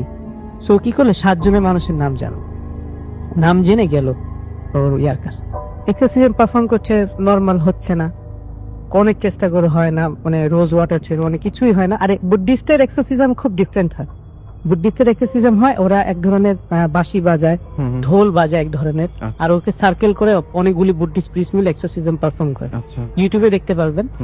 আর যেহেতু করতে তো হচ্ছে না আর কি, তো অনেক হচ্ছে না। তারপর মেয়েটা কি করলো, মেয়েটা যে ওর মার কাছে গেল, ইয়া বললো, হ্যাঁ অমুক তোমাদের 7 জনের মধ্যে এই লোক, মনে করেন এক্স আর কি লোক নাম, তোমাদের 7 জনের মধ্যে যে নাম এক্স আছে ও আমার কাছে আসছিল কালকে রাত্রে, ও বলছে আমার বাসায় একা, আমার সাথে আমাকে ও একা পজেস করবে। ঠিক এটা ট্রিক আর কি, মাইন্ড ট্রিক, ওদের ভিতরে 7টা জিনের মধ্যে একটা ঝগড়া লাগানোর জন্য। তো এভেন্চুয়ালি এটা কাজ করলো। তো ও প্রথমে ওই 7 জন শখ হলো কি, তুই কেমনে জানলি কি যে আমাদের নাম এটা, ওরা তো শখ। তো ওদের মধ্যে একটা ফাইট শুরু হয়ে গেল ওখানে, খালি কর্নার রুমে মানে 7টা ভয়েসে কথা হচ্ছে, ওরা মানে মানে সবাই শুনতে পাচ্ছে, সবাই শুনতে পাচ্ছে, সবাই দেখতেছে, 7 জনের সাথে আলাপ করতেছে। Very interesting. হ্যাঁ, হ্যাঁ, ওরা আলাপ করতেছে। ও বলে না আমি ছাড়বো না, মানে আমি থাকবো। ও বলে না আমি থাকবো। ওই 7 জনের মধ্যে সব ধরনের এজের লোক ছিল, বাচ্চা ছিল, মানে নর্মাল মানে 40-30 ইয়ার্স, সব গ্রুপ, মানে 6 কম্বিনেশন গ্রুপের এজ লোক। ওরা নিজের মধ্যে ঝগড়া করতে করতে, আর এখানে কি করছে, এর এক্সারসাইজ চালু করে দিছে, যেহেতু ওদেরকে বিজি করে দিল আর কি। ওরা 7 জনের মধ্যে কনফিউজড হয়ে গেল। তো বিজি করে উনি কি করলো, এক্সারসাইজ পারফর্ম করে, যেহেতু ওর পাওয়ারটা কমে গেছে আর কি, এক্সারসাইজ পারফর্ম করে ইয়াটা হয়ে গেল আর কি, এক্সারসাইজ সাকসেসফুল হলো। 7 জন ইয়াটা ছেড়ে দিল। ছাড়ার পর এখন হলো কি, ইভেন্চুয়ালি ওর মাটা মারা যায় লাস্টের দিকে। মানে ওর বডি যখন ডক্টরের কাছে নিয়ে যাওয়া হয়, বম্বের একটা খুব ফেমাস, আমার ফ্রেন্ডটা বলতে, সত্যবাজি শিবাজি টার্মিনাল একটা স্টেশন আছে ইন্ডিয়াতে, ওই ট্রেনে, লোকাল ট্রেনে মাকে এমনি উঠায় নিয়ে যাচ্ছিল, ঠিক আছে, নিয়ে যে রাস্তার মধ্যে মা দম আটকে আনে, এই স্টেশনে আর কি। তো রেলওয়ে স্টেশন যেটা হয় ওখানে দম আটকে গেছে, হসপিটালে নিয়ে যাওয়ার আগে, ডক্টর কাছে নিয়ে যাওয়ার পোস্টমর্টম করবো, বলে 206, মানে ভিতরে যত বোন ছিল সবটা ভাঙ্গাই, সব ভাঙে গেছে। আচ্ছা, এদের যে শখ হলো কেমনে একটা মানুষ জীবিত থাকে। আচ্ছা, আমি একটা জিনিস জানতে চাচ্ছি যে, মানে আমি জাস্ট ভাবছিলাম এরকম যে এরকম কি হতে পারে, মানে ডাক্তার কি এরকম কিছু বলেছিল যে ওরকম মেন্টাল ঝামেলা টামেলা ছিল, এরকম কোনো কিছু? ডক্টর যেহেতু ওর সবকিছু চেক করলো, আপনি জানেন প্রত্যেকটা জিনিস চেক করা হয়, নর্মাল ব্রেনের যেটা সেলস নর্মাল ফাংশন করছে ওগুলো না, সব ঠিক আছে, দ্যাট জাস্ট বিকজ বোনস, প্রত্যেকটা বোনস ভাঙ্গা বডিতে। আর এটাও বলছিল ডক্টর দ্যাট এতদিন মানুষ কেমনে না খাই থাকতে পারে, 12 years of possession with 7 genes, interesting. So এই জিনিসটা অনেকে জানি না, স্পেস বলে, এটা ইন্ডিয়াতে কিন্তু একটা ফেমাস কাহিনী, এটার উপর অনেক বড় একটা ইয়াও আসছে আর কি, ইউটিউবে ভিডিও। যারা ইন্ডিয়াতে আসেন এই মুহূর্তে, নিশ্চয়ই আমাদের আরো আপডেট দিতে পারবেন। আপডেট আমরা চাই আপনাদের কাছ থেকে, এবং আপনারা অবশ্যই এই ঘটনাটা আরো মানে যারা জানেন, হ্যাঁ সেটাই। সো বেসিক্যালি তো ডক্টর গেল, তো চেক করলো, ডক্টর তো বললো এরকম কেস তুমি আমার লাইফে ফার্স্ট টাইম দেখছি আর কি। সো বেসিক্যালি মা ইভেন্চুয়ালি মারা যায়, এটা খুব একটা বড় লস। আই হোপ মানে এটা খুব একটা বড় লস আর কি, এটা খুব আর্টিকেলসে আসলো, মানে হইচই করলো আর কি স্টেটের মধ্যে, ইন্ডিয়ার নর্মাল স্টেট নিউজ পেপার যেটা হয়, মহারাষ্ট্রের নিউজ পেপার, ওখানে অনেকবার পাবলিশ করা হয়েছে আর কি। তো এই আর কি ঘটনাটা রাসেল ভাই, 7টা জিনের পজিশন। ওকে, দেখা যাক আমরা কি রকম রেসপন্স পেয়েছি, আশা করি যে ফুলি অনেক ভালো রেসপন্সই পাবো। এবং তারপরে রিপেন্ট একটা ঘটনা ঘটেছিল, সেই ঘটনাটা আমরা শুনবো। আচ্ছা, শুরুতে আপনার নামটা জানি একটু। আমি রাব্বি বলছি। রাব্বি, আপনার ওল্ড টাউন, রাইট? ওল্ড টাউনে আপনার বাসা। আপনার বাসায় সাধারণত কোন ধরনের ঘটনা ঘটে যেগুলো আপনাদের অনেক ডিস্টার্ব করে? ভাইয়া, মানে যখনই রাতের বেলা, যেমন কিছু দেখা যায় যে এক ধরনের বিড়াল পিছু হাতে, এবং অনেকে যারা রাতে নামাজ পড়তে ওঠে তারা অনেকে দেখে যে কে যেন নূপুর পরে সিঁড়ি দিয়ে হাতে, মানে যেগুলো রেগুলার সিম্পটমস সেগুলো হয়, যে ঢিল পড়া। কিন্তু একটা অদ্ভুত জিনিস আপনি বলেছিলেন, সেটা খুব অদ্ভুত লেগেছিল আমার, যেটা মাঝে মাঝে মনে হয় কেউ যেন পানি ছিটিয়ে দিচ্ছে। পানি দিচ্ছে, তারপরে বিভিন্ন ধরনের ডিস্টার্বিং আর কি। আর একটা যদি বলি, ধরেন যে আপনি বাসা বসে আপনাকে নাম ধরে ডাকবে। আচ্ছা, কেউ কাউকে কোনদিন ক্ষতিগ্রস্ত হয়েছে, কাউকে কোনদিন মানে আঘাত করা বা এরকম কোনো কিছু? না, সেরকম কিছু করেনি। বাট ফার্স্ট টাইম আপনার সাথে এই ঘুড়ি উৎসবে হয়েছে। ঘুড়ি উৎসবে কি করছিলেন আপনি সেদিন বিকেল বেলায়?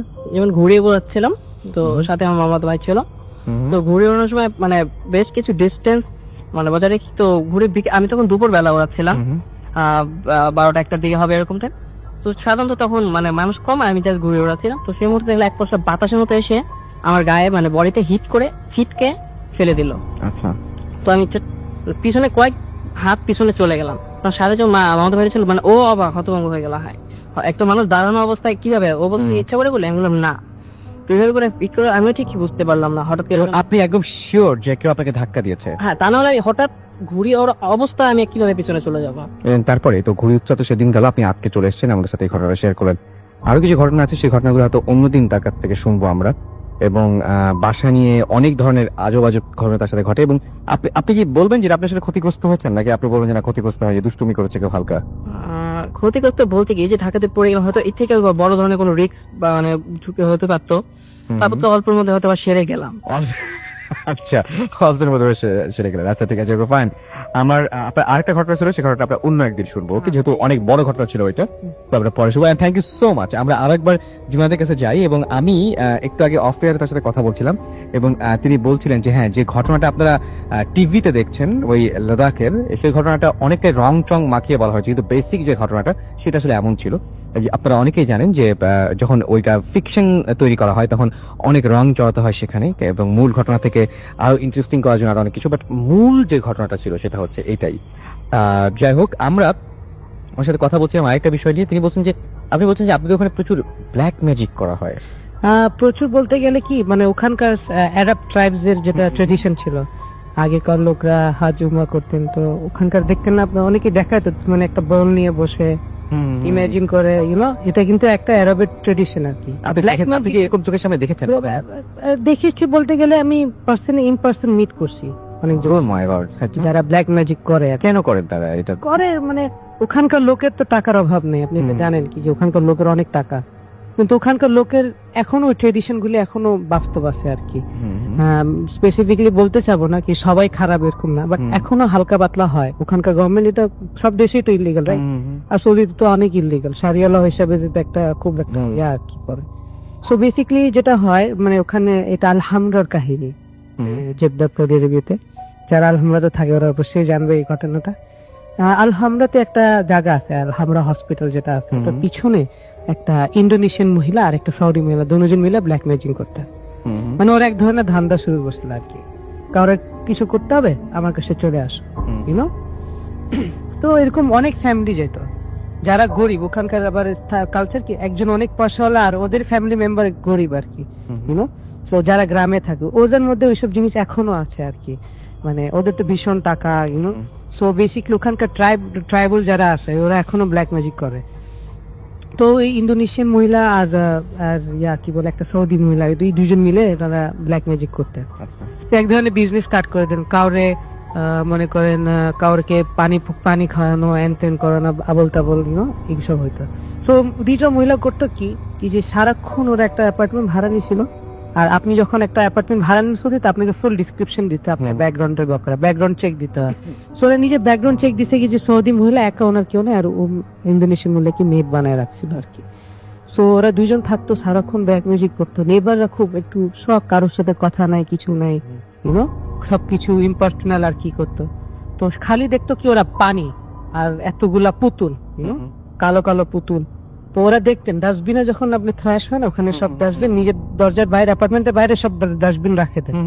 তো এক দুই দিন না দেখলো এরকম করে করে, পাশের বাসার যে নেবার ছিল ইন্ডিয়ান ফ্যামিলি, ওরা খুলে দেখলো কি জানি এদের ভিতরে এত পুতুল কি, তখন ওরা বুঝে গেল। আর আরো একটু উইয়ার্ড টাইপের, কথায় সোশ্যাল টাইপস ছিল না এত। সো এরকম করার পর অনেকক্ষণ দেখলো, আর অনেক লোকজন আসা যাওয়া করতো ওদের বাসায়, কি করতো না করতো। তো একটা লোকের আমি একটা কাহিনী বলি ব্রিফলি। সো ছেলেটার এমন অবস্থা হয়ে গেছে রাসেল ভাই, যে ছেলের উপর ব্ল্যাক ম্যাজিক করছে, সে খালি ভমিট করতো, ব্লাড ভমিট করতো। আর ব্ল্যাক ম্যাজিক খুব একটা ফ্রাজাইল জিনিস, এটা প্র্যাকটিস করতে হলে আপনার অনেক ভিতর থেকে স্পিরিচুয়ালিটি থাকতে হবে, আপনি হঠাৎ করে যা করতে হবে, একটু ভুল হলে আপনার উপর চলে আসবে সবকিছু কিন্তু। সো এরকম অনেক একটা ছেলের উপর করছে। তো ওই ছেলেটা সামহাও খবর লাগে, বুঝে গেছেন কি এই জায়গা থেকে আর কি হয়েছে আর কি। আর খুব যারা ইন্ডিয়ান ফ্যামিলির পাশে খুব নেগেটিভ ভাইবস আসতো, ওই বাসার সামনে বিড়াল আসা যাওয়া করতো, একটু স্পিরিচুয়ালিটি এরকম। বাতাস অনেক হতো, যেটাতে এত বাতাস হয় না সাধারণত, মানে স্পেসিফিক সিজনে হয়, বাট নর্মাল সামারে হয় না। এত বাতাস সব জায়গায়। তো এই ধরনের আর কি উইয়ার্ড স্টাফ হইতো ওদের পাশের ফ্ল্যাট থেকে। এরকম করার পর একদিন ওরা কমপ্লেন করে বসে, ঠিক আছে, হয়তো লোকজন আসে ডিস্টার্ব, তো ওখানে লোকাল নিউজ পেপার ধরছে ওসব মহিলাদেরকে আর ব্ল্যাক মিউজিক করা সব। আর যখন ওদের অ্যাপার্টমেন্টটা যখন ওদের খুলে আর কি মিডিয়াতে ফ্ল্যাশ করেন ওখানে, বাট ওরা যখন অ্যাপার্টমেন্টটা করে কিচ্ছু নেই রাসেল ভাই, কিচ্ছু নাই। ওই টিভিতে দেখা না মোমবাতি নিয়ে বসে হ্যান ত্যান আবল তল, কিচ্ছুই নাই। নর্মাল মেডিটেশন করে ওরা ব্ল্যাক মিউজিক করে আর কি, আর খালি কাগজ আর পানি থাকতো। কাগজ আর পানি থাকতো। হ্যাঁ, আচ্ছা, তো এই হচ্ছে আর কি ঘটনাটা আর কি। আর ওই মহিলাদেরকে ধরার পর তো ওদের অনেক সিভিয়ার পানিশমেন্ট হলো, কি হলো এটা বলবো না। আচ্ছা, তো আর এটা লোকাল নিউজ পেপারেও আসছে। আর যে ব্যক্তিটা যার ভমিটিং হতো সে ইভেনচুয়ালি মারা গেছে আর কি। ও তার মানে তার ওটা দূর করা যায় না। না, দূর করা যায়নি। তো ও মাই গড। আপনি একটা ব্ল্যাক ম্যাজিশিয়ান এত স্পিরিচুয়ালি স্ট্রং হয় যেটা কল্পনা করার বাইরে। আর ব্ল্যাক ম্যাজিক করা এত ইজিও না। আমি মনে করি কারো পক্ষে সম্ভব না, আর কারোর চেষ্টা করা উচিত না। কে জানে আপনার উপরে যদি পড়ে যায়। হ্যাঁ, সেটাই আমার তাই মনে হয় আর কি। And thank you so much. অনেক কষ্ট করে আপনি অনেক মানে এই সময়টা প্রতিটা মুহূর্ত অনেক আপনার জন্য মূল্যবান। বাইরে থেকে যেহেতু আসছেন, অনেক আত্মীয় স্বজন রয়েছে, তার মধ্যে আপনি আমাদের সময় দিলেন। Thank you very much. এবং আমরা বুঝতে পারছি যে প্রচন্ড পরিমাণের আমাদের প্রতি ভালোবাসা যদি না থাকে বা আমাদের যদি আপনি শুভাকাঙ্ক্ষী না হন, তাহলে এটা হতো না।